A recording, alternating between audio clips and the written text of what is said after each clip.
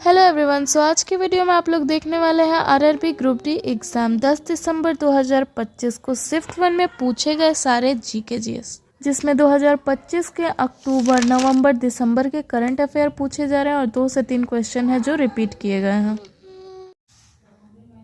So first question पूछा गया है, पौधों में प्रजनन का सही क्रम क्या है। तो पौधों में प्रजनन का सही क्रम है सबसे पहले परागन, उसके बाद निषेचन, उसके बाद भ्रूण और सबसे अंतिम में अंकुरन। नेक्स्ट क्वेश्चन में पूछा गया 2025 में बेहद दुर्लभ रक्त समूह एंटीजन CRIB ब्लड ग्रुप खोजा गया, वह महिला किस राज्य की थी।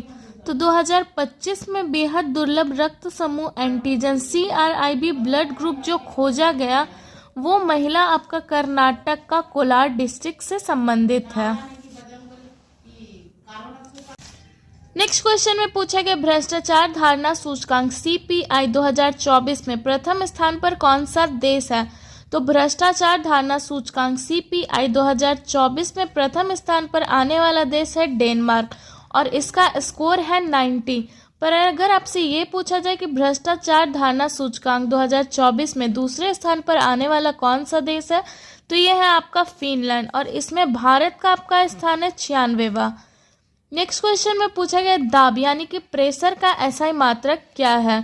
तो दाब यानी कि प्रेशर का एसआई मात्रक है पास्कल और इसका प्रतीक है PA।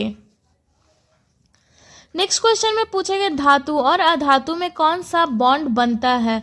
तो धातु और अधातु में आयनिक बंध या फिर वैद्युत संयोजक बंध बनता है। नेक्स्ट क्वेश्चन में पूछा गया 2025 में किस पैरा एथलेटिक को मेजर ध्यानचंद खेल रत्न पुरस्कार से सम्मानित किया गया है। तो देखिए 2025 में मेजर ध्यानचंद खेल रत्न पुरस्कार से 4 लोगों को सम्मानित किया गया है, जिसमें है आपका D गुकेश जो कि शतरंज के खिलाड़ी हैं, दूसरा है आपके मनु भाकर जो शूटिंग से आपका संबंधित है, तीसरे हैं आपके हरमनप्रीत सिंह जो कि हॉकी खेल से संबंधित है और चौथा है आपके प्रवीण कुमार जो पैरा एथलेटिक्स से संबंधित है। तो यहाँ पे आपका क्वेश्चन में यही पूछा गया है कि किस पैरा एथलेटिक को मेजर ध्यानचंद खेल रत्न पुरस्कार से सम्मानित किया गया है। तो यह है आपका प्रवीण कुमार। नेक्स्ट क्वेश्चन में पूछा गया निम्नलिखित में से कौन सा कोशिकांग का भाग नहीं है, जिसमें आपका 4 ऑप्शन दिया हुआ था mitochondria, Golgi bodies, endoplasmic reticulum और चौथा है आपका साइटोप्लाज्म। तो देखिए इसमें जो साइटोप्लाज्म है ये आपका कोशिकांग का भाग नहीं है, लेकिन mitochondria, Golgi bodies, endoplasmic reticulum ये तीनों ही कोशिकांग के भाग है। नेक्स्ट क्वेश्चन में पूछा गया दिसंबर 2025 की शुरुआत तक भारत की लाइव बिल्ड शतरंज रैंकिंग में कौन सा ग्रैंड मास्टर पहले स्थान पर है। तो दिसंबर 2025 की शुरुआत तक भारत की लाइव बिल्ड शतरंज रैंकिंग में अर्जुन एरिगेसी जो कि सबसे पहले स्थान पर है। नेक्स्ट क्वेश्चन में पूछा गया अक्टूबर 2025 में हुए ऑस्ट्रा हिंद 2025 में भारतीय सेना की टुकड़ी का नेतृत्व किस बटालियन ने किया था।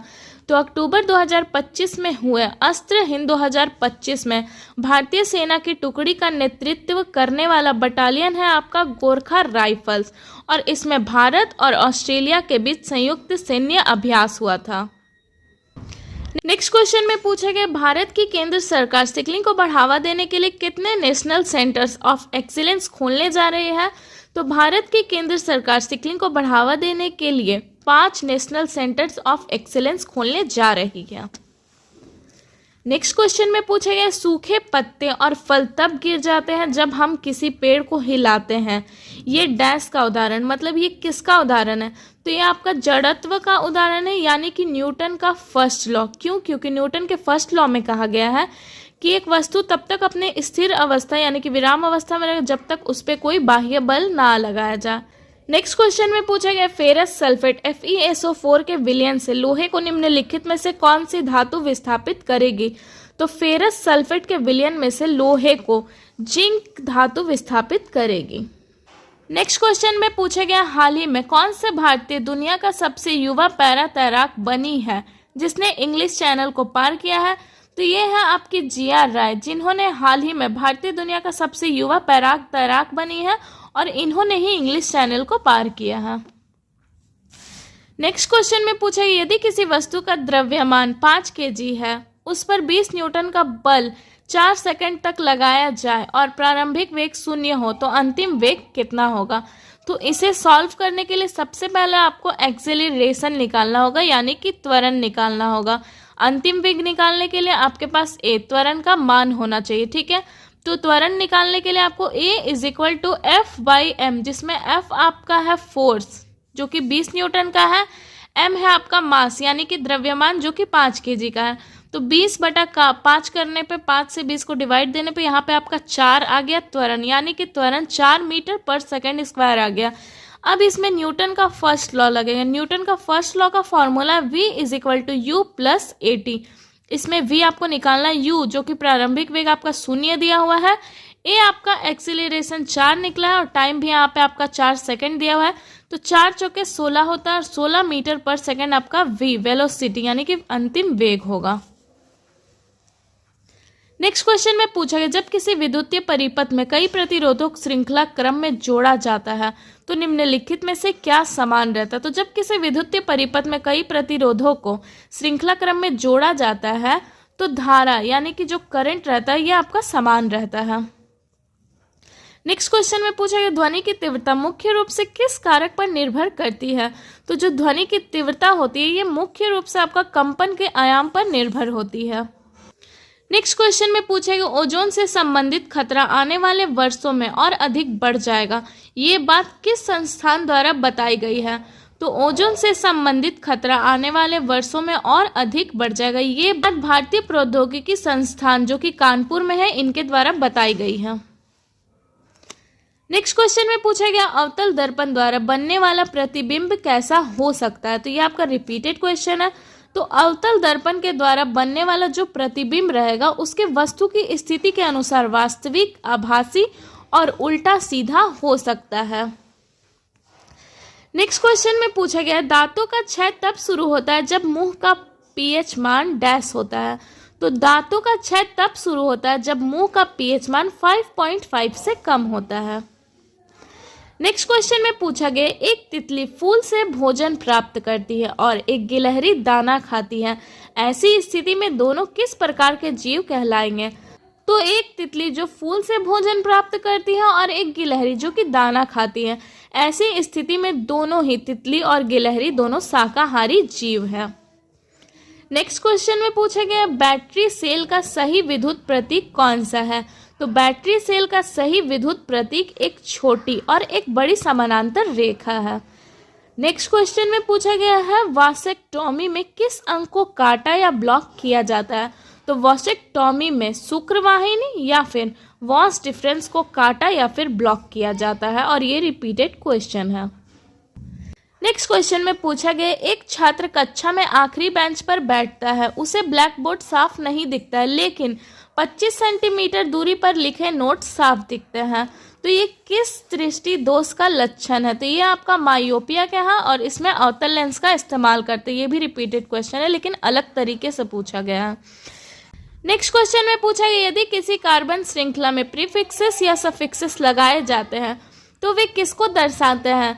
तो अगर किसी कार्बन श्रृंखला में प्रीफिक्सेस या सफिक्सेस लगाए जाते हैं तो ये आपका क्रियात्मक या फिर कार्यात्मक समूह के अंतर्गत आता है। नेक्स्ट क्वेश्चन में पूछा गया, आइसोबार का गुण क्या है। तो देखिए, आइसोबार का गुण है समान द्रव्यमान संख्या, भिन्न परमाणु संख्या, भिन्न रासायनिक गुण, भौतिक गुणों में समानता और नाभिकीय गुण होना। तो इनमें से जो भी आपका आंसर में होगा वो करेक्ट होगा।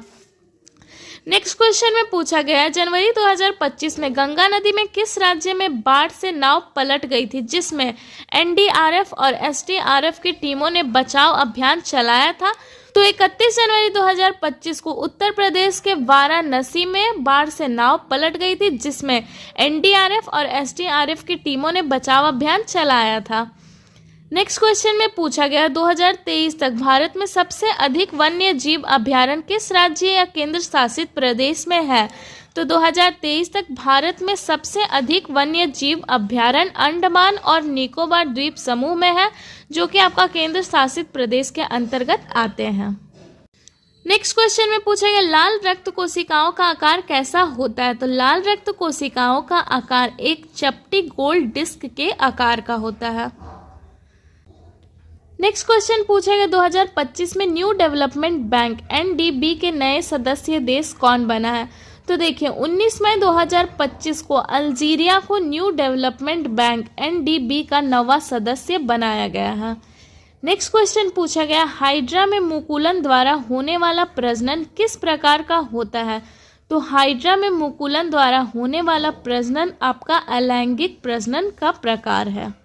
और ये सारे आपका क्वेश्चन 10 दिसंबर के फर्स्ट शिफ्ट में पूछा गया है, जिसमें से 2 ही क्वेश्चन ऐसे हैं जो रिपीट किए गए हैं और ये जो आपका एक न्यूमेरिकल है इसको भी रिपीट किया गया है।